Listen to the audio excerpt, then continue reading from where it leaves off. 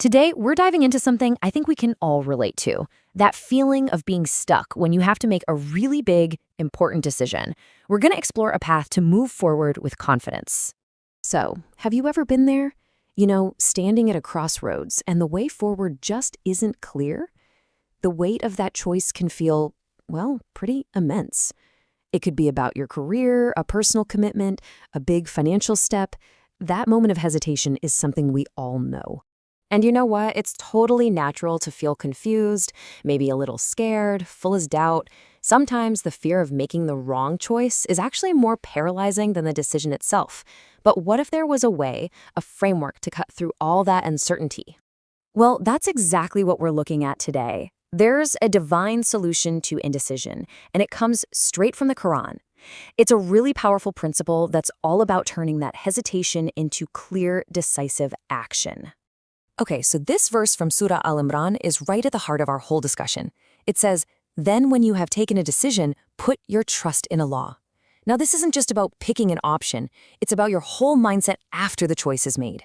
It's a powerful two-step command. First, you resolve, you commit, and then you trust.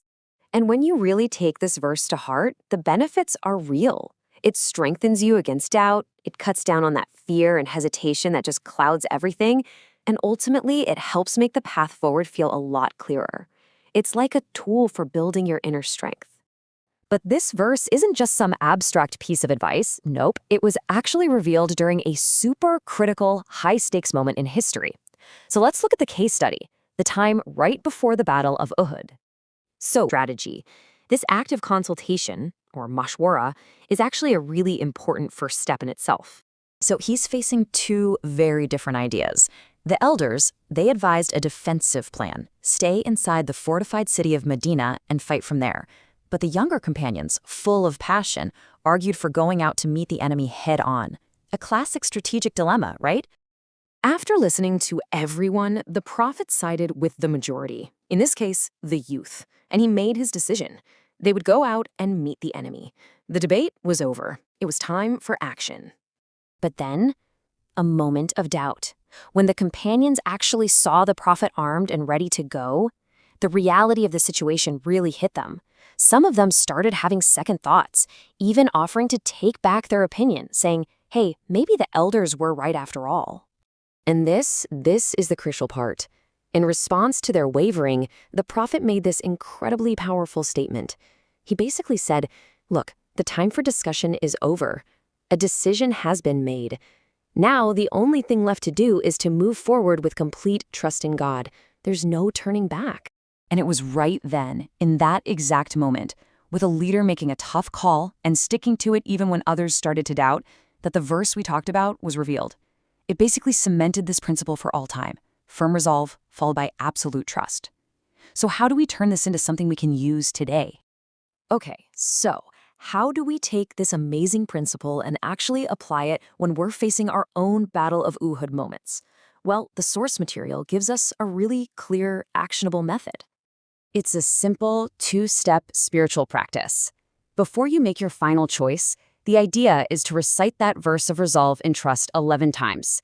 And then you follow it up with a specific prayer, a dua. And this is the prayer.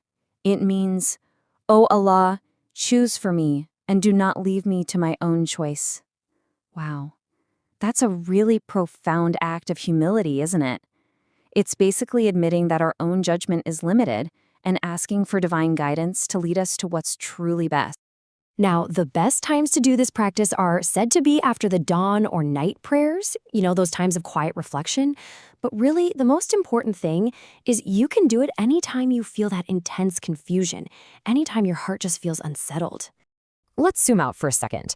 This spiritual practice we just talked about, it actually fits into a bigger framework for making decisions. And this framework is built on 3 core pillars. That's right, just 3 pillars. But together, they create this really solid process for getting you from confusion all the way to clarity.